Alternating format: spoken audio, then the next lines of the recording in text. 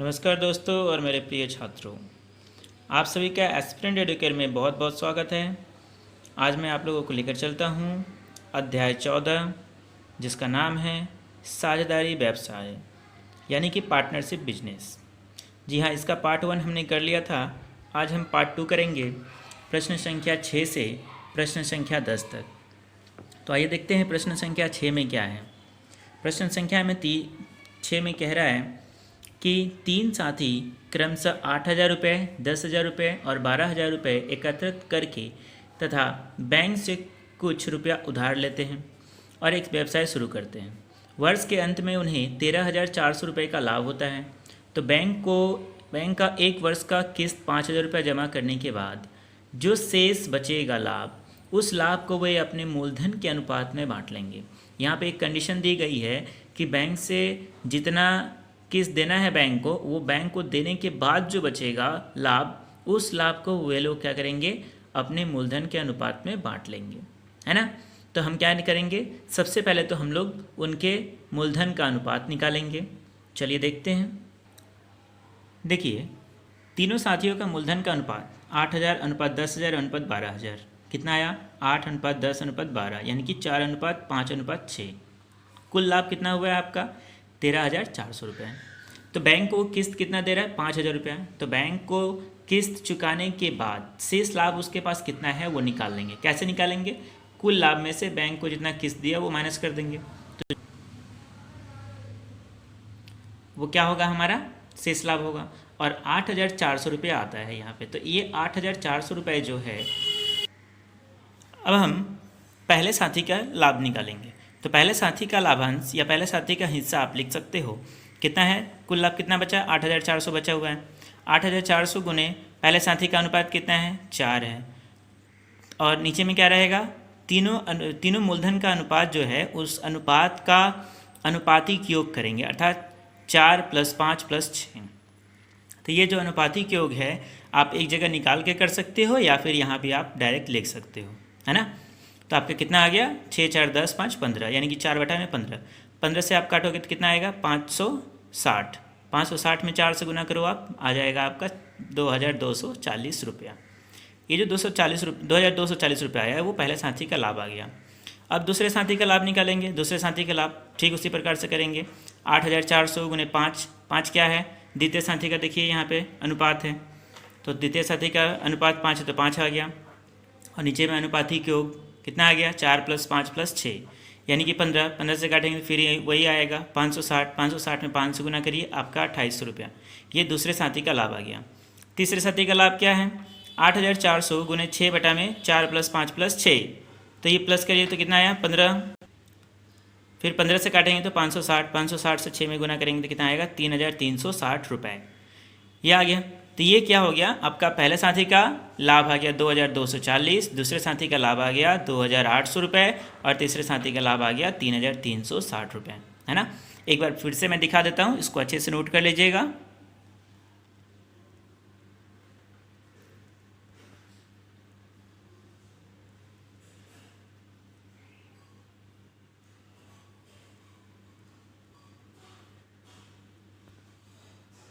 चलिए चलते हैं प्रश्न संख्या 7।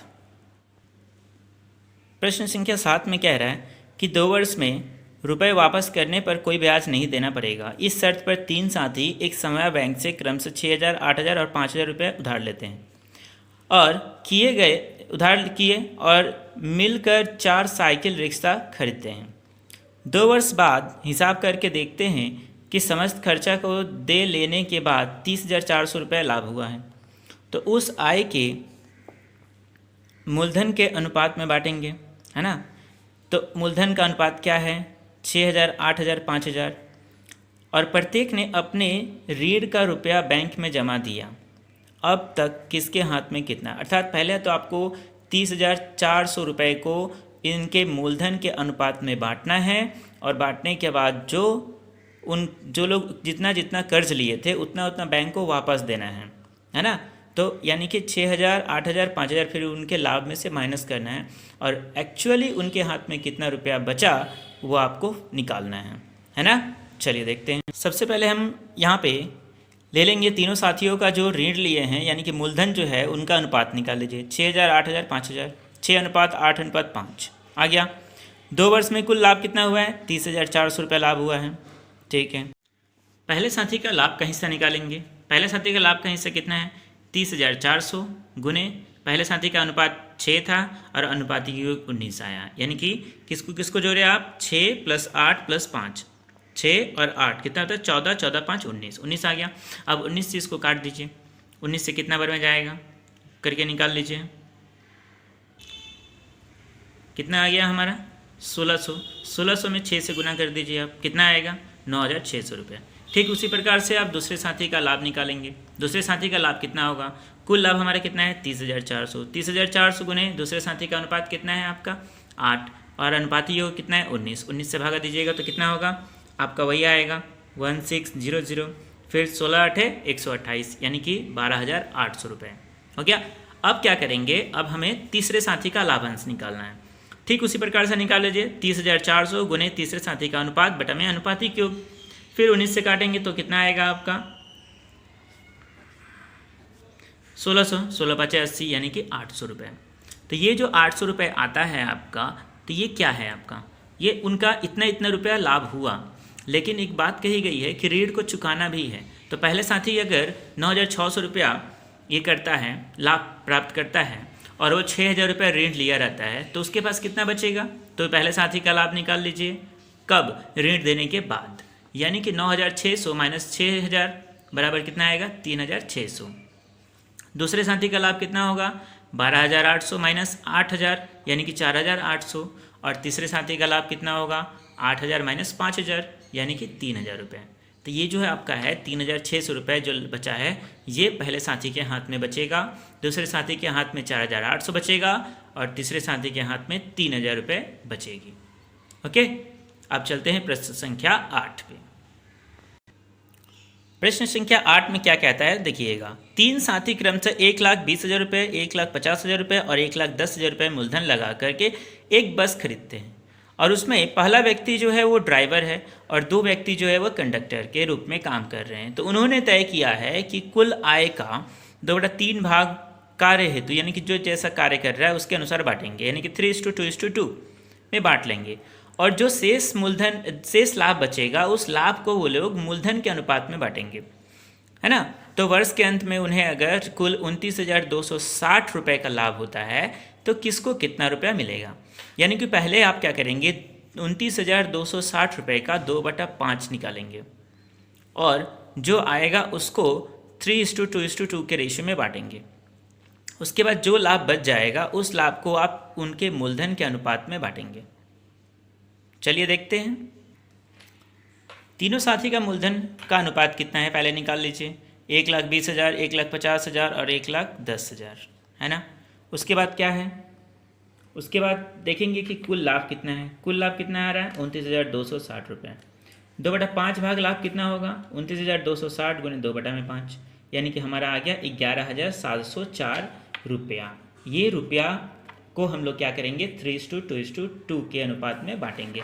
देखिए यहाँ मैंने लिख दिया है कि 2/3 भाग लाभ, यानी कि 11,704 रुपये को वे अपने कार्य के अनुसार 3:2:2 के अनुपात में बांटेंगे, है ना। तो पहले लाभ में क्या हो जाएगा? ड्राइवर का क्या लाभ आएगा देख लीजिए। 3/7 से मल्टीप्लाई करेंगे। 7 क्या है आपका? अनुपाती के हो गया। 3 क्या है? ड्राइवर का अनुपात है। तो 11,704 गुने 3/7 आ गया आपका 3,344 रुपया। ये जो आया वो किसको मिलेगा? ड्राइवर को मिलेगा। बाकी बचा क्या आपका? कंडक्टर का। अब देखते हैं कंडक्टर को कितना मिलेगा। प्रत्येक कंडक्टर का लाभ क्या होगा? 11,704 गुने 2/7। प्रत्येक का क्यों लिखा? क्योंकि दोनों कंडक्टर को बराबर मिलेगा, है ना।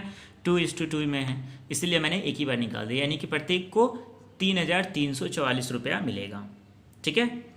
अब देखेंगे कि 11,704 रुपया, यानी कि 2/5 भाग लाभ को बांट लेने के बाद शेष लाभ कितना बचा? तो देखिए कुल लाभ कितना था? 29,260 और 2/5 भाग लाभ कितना निकला? 11,704, यानी कि आपका कितना बचा? 17,556 रुपया, है ना। तो अब इस अनुपात को वे लोग क्या करेंगे, अपने मूलधन के अनुपात में बांटेंगे, जो कि अनुपात पहले ही मैंने निकाल लिया है। ठीक है, तो शेष लाभ में ड्राइवर का हिस्सा कितना है देखेंगे। तो 17,556 गुने 12/38। 12/38 क्यों हुआ, क्योंकि 38 जो है उनका अनुपातों का योग है और 12 जो है पहले ड्राइवर जो है उसका अनुपात है ना। तो कितना आ गया आपका 5,544। अब उसी तरह से पहले कंडक्टर का निकाल लीजिए, फिर दूसरे कंडक्टर का। यहाँ पे पहला और दूसरा का अनुपात जब अलग है इसलिए यहाँ पे निकालना पड़ेगा। और वहाँ पे मैंने क्या किया था कि अनुपात जो था वो 2:2 था, इसलिए मैंने एक ही बार निकाला था, है ना। तो ध्यान रहे ये पहले कंडक्टर का लाभ का हिस्सा कितना होगा 17,556 गुने 15/38, फिर आएगा आपका 6,930 रुपया। दूसरे कंडक्टर का लाभ का हिस्सा कितना होगा 17,556 गुने 11/38। आप इसको करेंगे तो कितना आएगा, वही 5,082 रुपये आएगा, है ना। तो अब देखिए जो पहले का हिस्सा जो था वो तो मिला ही, और बाद में इतना इतना रुपया और मिला, तो टोटल कितना हो जाएगा। तो पहले साथी यानी कि पहले ड्राइवर था, तो ड्राइवर का लाभ कितना होगा, तो पहले उसको मिला था 5,016 रुपया और फिर बाद में मिला 5,544 रुपया। दोनों को प्लस कर दीजिए यानी कि 10,560 रुपया। दूसरे साथी का लाभ क्या होगा, यानी कि दूसरा यानी कि पहला कंडक्टर है ये 3,344 रुपये, तो दोनों को मिला था, है ना। देखिए दोनों के साथ ऐड होगा और उसके बाद कितना मिला था यहाँ पे 6,930 और दूसरे को मिला था 5,082। तो पहले वाला में 6,930 ऐड करेंगे यानी कि 10,274 रुपया, और दूसरे कंडक्टर यानी कि तीसरे साथी का कितना हो जाएगा 3,344 प्लस 5,082 यानी कि 8,426 रुपया है। तो ये आपका आंसर हो जाएगा, फाइनल आंसर ये हो जाएगा 10,560, 10,274 या 8,426। ओके।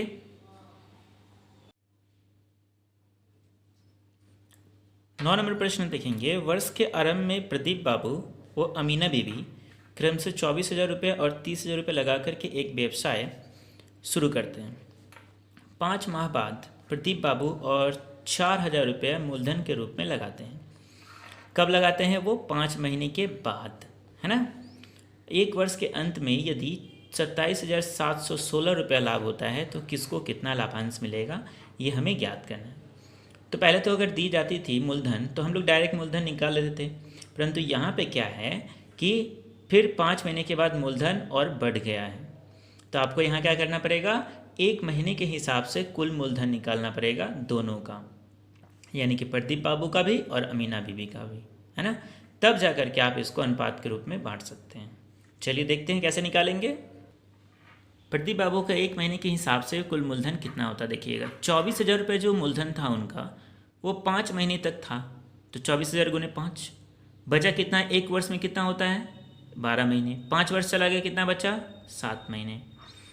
देखिए फिर कितना है 4,000 रुपया वो और लगाते हैं, यानी कि 24,000 प्लस 4,000 रुपये गुने 12 माइनस 5 यानी कि 7। तो 24 प्लस 4 कितना हो गया 28, है ना, और इंटू 7। आइए 24,000 से गुना करेंगे 5 में तो कितना आ गया आपका 1,20,000 रुपया। फिर 28,000 गुने 7 है तो गुना करेंगे तो कितना आएगा 1,96,000 रुपया। तो कुल मूलधन कितना आ गया आपका 3,16,000 रुपये आ गया। ये महीने के हिसाब से मूलधन है ना।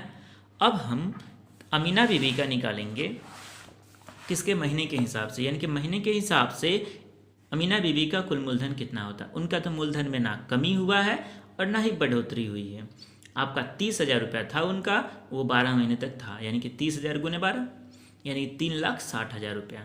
अब मूलधन का अनुपात निकाल दीजिए, 3,16,000 रुपया और 3,60,000 रुपया। बचा कितना अनुपात में 316, 360। फिर काटेंगे तो कितना आएगा 79:90। कुल लाभ कितना हुआ है 27,716 रुपये, है ना।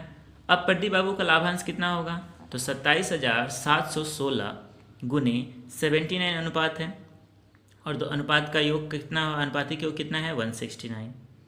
करिएगा कितना आएगा 12,956 रुपये। ठीक उसी प्रकार से निकाल लीजिए अमीना बीबी। अमीना बीबी का अनुपात कितना है 90 है, 90 बटा में 169 करेंगे, गुना भागा करेंगे कितना आएगा 14,760 रुपये।